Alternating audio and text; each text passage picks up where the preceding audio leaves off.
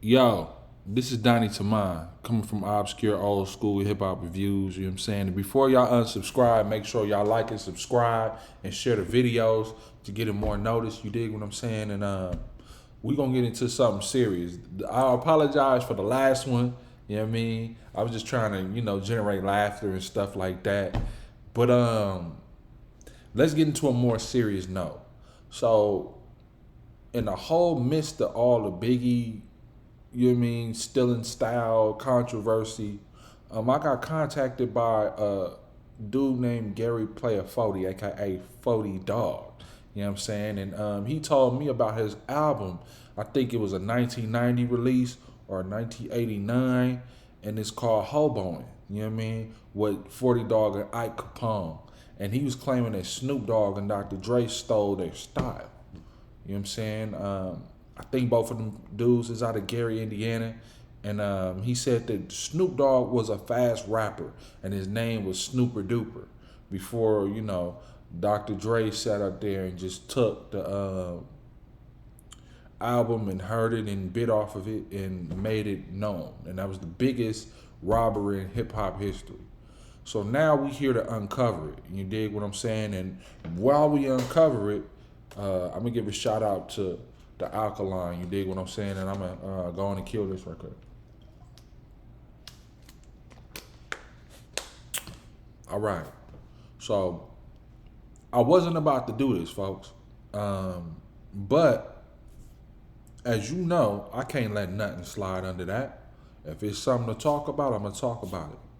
Before I get into this, I would like to say, 40 Dog, if you disagree with anything I have to say, please do not, do not, do not, do not get disrespectful. Do not get in your feelings and whatnot, because us as men, we need to kind of, conduct ourselves and make a better name for ourselves and change our image as black people.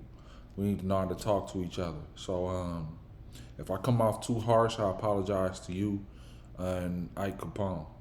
But on another note, this song is fire to me. And so let's get into it, man. 40 Dog and Ike Capone. This track is talking what the fuck I feel. You dig what I'm saying? From the 1990 release Hoboing. I think it's out of Gary, Indiana. So correct me if I'm wrong, please, 40 Dog. One to the two and three, it comes four. What's next? 40 Dog at your motherfucking front door. Rated X, nigga, I snap next. Jack motherfuckers and drink a cold pack. Slow ride in your goddamn basket. Case you say you're dealing, get that shit out my face. Cause the description of 40 is a nigga. Red and Gion did raise to deliver. The dick to a bitch or the stank to a sucker. So when you see 40, don't mistake me for another. Oh, I roll out, whip the bow out, roll it up, take a hit or two, grab the stank and shoot your ass up. That's how I'm living, so don't underestimate. You cross me, you're stuck between a rock and a hard place. The rock is 40 and the place is GI. A hard place to live and easy place to die. Ain't no game plan, but it's a city of players. Getting paid is the name of the game, and I'm the mayor getting paid the most. Cause yo, I take payoffs. So all the bumpkins on my tip, stay off. Cause I'ma diss and riff and give a piece of my mind. Got a punk start drinking my wine. Time out for the bullshit. Like house music, a nigga like 40 Dog will never choose it. The damn racket is noise like a bunch of shit clanging. I make my shit for the homies that's hanging. All right, look. Right then and there, I know what y'all thinking. You know what I mean? When he start counting, you immediately hear 1, 2, 3 into the four. Snoop Dogg and Dr. Dre is at your door, ready to make an entrance, so back on up. You know what I mean? But listen to me. Listen to me. So now, I really don't think Snoop heard this and start copying this style. Two reasons. At this time, Snoop Dogg was making demo tapes with 213. They was making demo tapes for years. They've been making music since they was kids. Now Snooper Duper in the 80s, which I think like, like not even in the late 80s, like in the early 80s, he might have had that name. But towards the late 80s and early 90s, it was Snoop Rock and then Snoop Dogg. You know? Now, you could listen to 213's early things and he's been rapping like this. You know what I mean? He says in an interview, which everybody knows, that DOC kind of catered. I mean, not catered. DOC kind of like sculpted his style. Him, 40 Dog, he coming from a political perspective. You know what I mean? Off rip, he's coming from the political perspective. And I want y'all to recognize something. Don't 40 Dog voice sound like Dr. Dre's?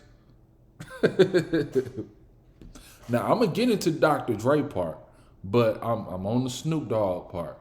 You know what I mean? But his voice sound like Dr. Dre's, at least to me, man. I don't know. And they wanna hear some real shit and party. Not a faggot saying work that body. Can't find no job, so how they gon' get in the club?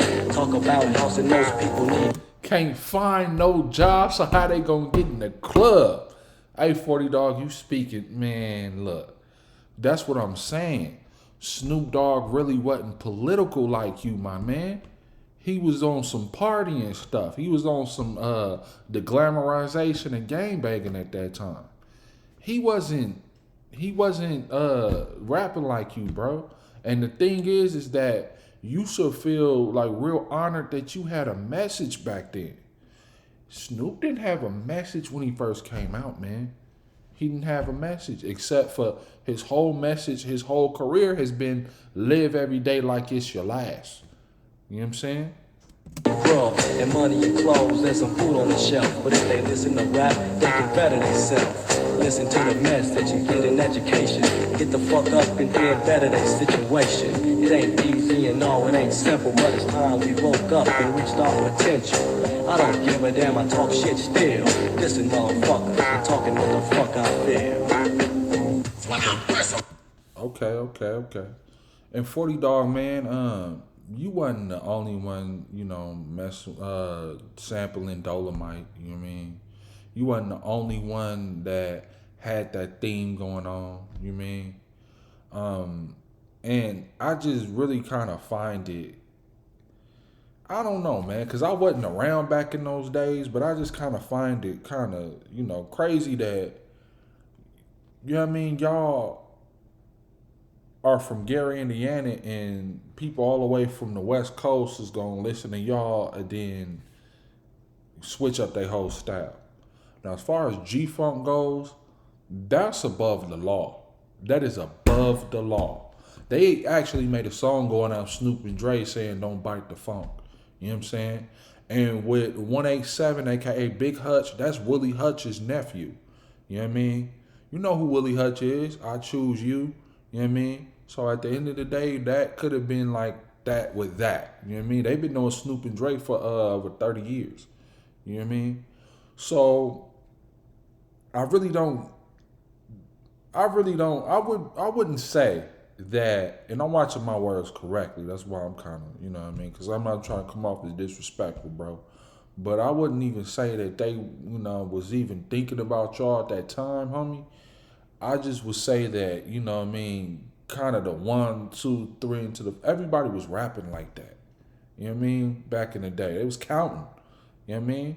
Sound check, right? They was trying to make the mic check cool. You know what I mean? From just basically saying mic check 1, 2. You know what I mean? Y'all was flipping it. You know what I mean? Because I heard records in the 80s from dudes who was very local in LA, and they was saying 1, 2, 3, 4, 5, and 6. I'm in a mix. You know what I mean? Like that line right there, that's Compton. You know what I mean? That's after NWA, of course, but that's Compton. You know what I'm saying? So nah, man, I don't understand how they would steal y'all style, bro. You had a message. You had an important message. You know what I'm saying? You was talking about the economy. You was talking about freedom of speech. You was talking about preserving your mind. You was talking about, you know what I mean, peace within the black community on this one. And this is why this is one of my favorite. Well, this is my favorite song from your project, Hoboing. And I love the fact that this song is kind of like, the sound is real pure. And what I mean by that, you know what I mean? You hear the electric, you hear the fuzziness. You know what I mean? You hear the rawness. You dig what I'm saying? I know that was coming from a fresh young mind. You know what I mean? As far as the name 40 Dogg or Snoop Dogg, well, honestly, he was named after the Snoopy Dogg. His mother, rest in peace, told him all his life he looked like the Snoopy Dogg. You know what I'm saying? He looked like a dog when he was a little baby. So, from Charlie Brown, you dig what I'm saying? And that's probably why he changed that to Snoop Dogg. Or, the powers that be over at Interscope changed it to Snoop Dogg. You know what I mean? Or, you want to say Death Row, then Death Row. You know what I mean? But there you go, man. Originate my pimpin'. I was calling whores, jive ass bitches, and pimp, sucker ass like Scene, me and Ike making green. While we pimp the flow, you fiend, ain't a damn thing funny. So while you're chuckling, trying to play it off, but your knees are steady buckling. From the force of the bass drum kicking, Ike's pimpin', I'm walking with a limp in a cane in my hand, and some brew in my cup. No matter how much I clown, I'll never get enough, but I'll cuss and raise a fuss, cause it's a must that I bust a rhyme, bum rush with a 9, Ike Memphis and now, keeping niggas in line while I profile, style with a mouth and a rap. Some slow flow shit that's laid back. And since I'm laid, and since I'm black, might as well go ahead and call me laid black, but ain't no sleeping. It ain't going on, cause I'm a nigga that can't be overthrown. Others toss and turn while I burn. Gotta keep educating your fuckers till you learn. I'm a crazy motherfucker, telling you the deal, and tossing your album while I'm talking what the fuck I feel. Okay.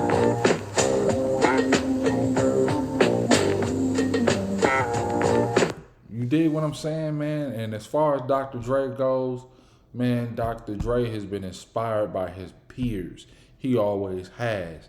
You know what I mean? Yeah, of course he was making faster beats with NWA because DJ Yella was with him, and DJ Yella was kind of, making a lot of them beats that people really don't know.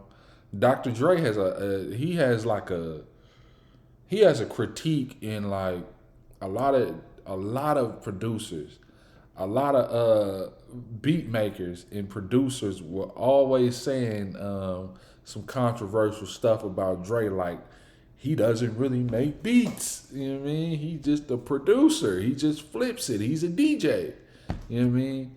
But he was influenced by Cocaine and Above the Law. He was influenced by them, So Above the Law has always, they're the inventors of G-Funk, to me. To me, they're the inventors of G-Funk. This is why Cocaine, the artist Cocaine, he continues to make G-Funk.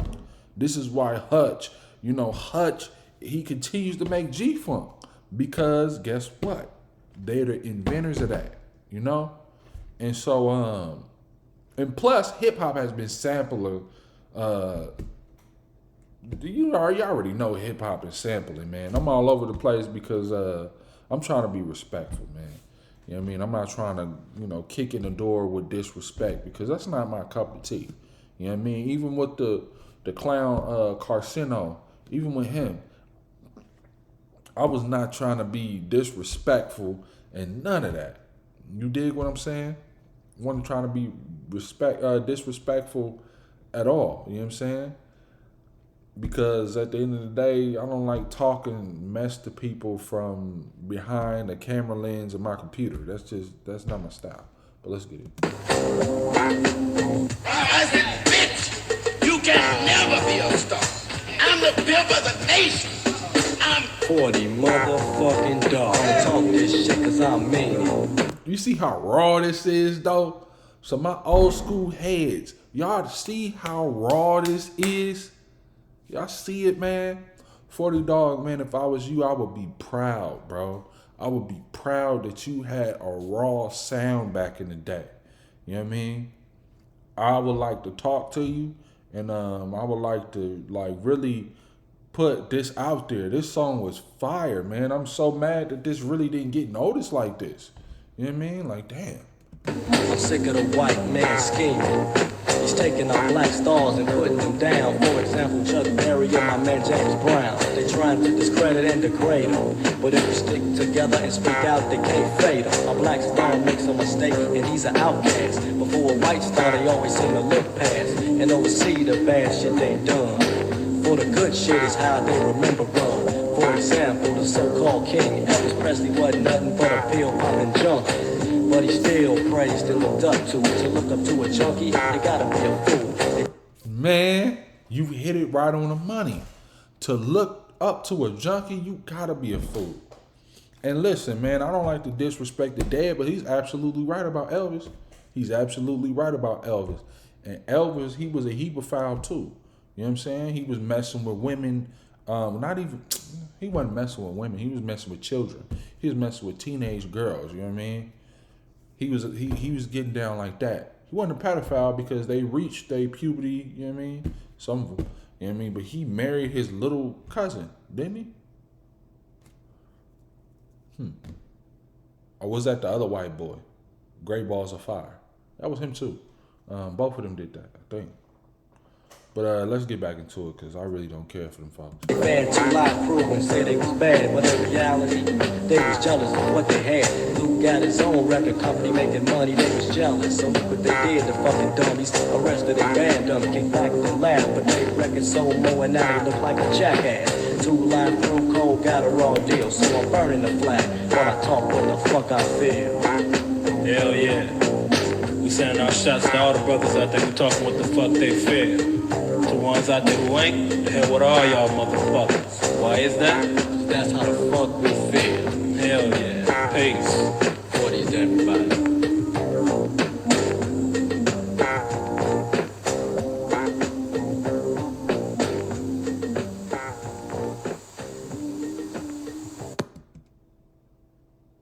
All right, so look. That was 40 Dogg and Ike Capone off the album Hoboing, talking what the fuck I feel. Now, I'm talking what the fuck I feel when I say that this song should have been out. This was a classic. This was a hit. To me, this was a classic because what he did, he explained that we need more unity in our community. We need to protect our black stars, and we damn sure need to speak our mind more. You know what I mean? We definitely need to keep rap going. You know what I mean? Hip hop going. This is why I opened the whole channel with obscure old school hip hop reviews. They trying to bury classic hip hop with the stuff that y'all heard. Well, I don't expect y'all to hear these things, but y'all know that they are putting house music in the rap. And what 40 Dogg, the prophet, say? House music is garbage. So I'm not about to ever disrespect no 40 Dogg. Hold on, man. Y'all getting out of line, man. Hold on. Let me just put this down. Y'all getting out of line, but yeah, man. What the prophet say? Nigga, house music is trash. And you see the Drake album, you see the Beyonce album, and people talking about, oh, you know, they gotta have certain money to listen to this, that, and the third. Nah. House music was originally for gay people. Keep it over there with the gay people. You dig what I'm saying? And let's keep it hip hop. And let's keep it anti-establishment. Let's keep it anti-friendly. You know what I'm saying? I'm not saying nothing about bashing no gays, because at the end of the day, if you know you don't live a certain lifestyle, I feel like you should just respectfully stay away from that. And that's what we and hip hop continue to try to do. The older ones. The younger ones, man, they do what they want. You know what I mean? Everything evolves in the newer generation. But at the end of the day, man, let's just keep it with us. Let's just keep it pure, because it's the younger ones that's looking up to us. They're going to carry the tradition too. You know what I'm saying? We didn't lose hope in this. We're not going to lose hope in this. And 40 Dogg, he was a prophet. You know what I mean? Snoop Dogg didn't steal your style. I wish he did. I really wish he did steal your style. I wish he would have stole that song. because that would have been in the mainstream, and meaning you would have got paid. You know what I'm saying? But Snoop Dogg been rapping the way he been rapping since before he got a record deal, and back in the day he was a dope dealer. You know what I mean? He was a hustler. He really wasn't a gangbanger like that. And though he was from Rolling 20s, he was caught trying to be the peacemaker amongst Insanes and Rolling 20s when, you know, they was at the pinnacle of the beef. You know what I mean? And at the end of the day, I'm not from Long Beach, so I really can't speak on gang politics. But if y'all really want to hear some gangster stuff, check out my next video because I got y'all. Not this video that just got out of line, but nah, I got y'all right quick. Obscure old school hip hop reviews. This is Donnie to mine. Like and subscribe. And oh, is it a hit or a blip? Man, it's a classic. Classic, straight like that. 40 Dogg, man. Much respect, much homage to you, man.